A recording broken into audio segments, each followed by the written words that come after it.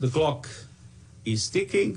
Representatives from nearly 200 countries will meet in Glasgow, Scotland from October 31st to November 12th to flesh out the rules of a new global climate pact. Decades of these discussions have spawned a host of acronyms and jargon. Here is a guide. COP26 is the 26th annual meeting of the Conference of the Parties, or COP, which is the supreme body of the United Nations Framework Convention on Climate Change. It's made up of representatives from each country that signed the Paris Agreement and meets every year.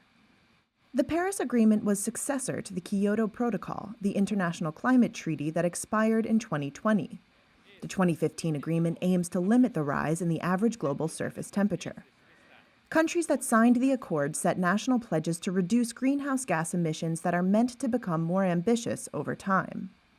The Paris Accord legally bound its signatories collectively to limit greenhouse gas emissions to keep the temperature rise well below 2 degrees Celsius, around 3.6 degrees Fahrenheit, this century.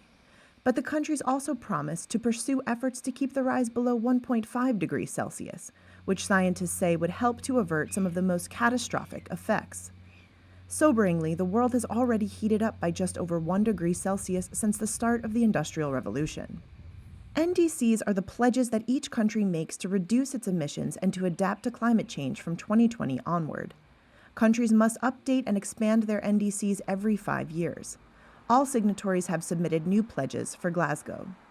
The principle of common but differentiated responsibilities was enshrined in the Kyoto Accord and means developed countries, which produce more emissions in the past as they built their economies, should take the lead in fighting climate change. The issue is one of the thorniest in climate talks.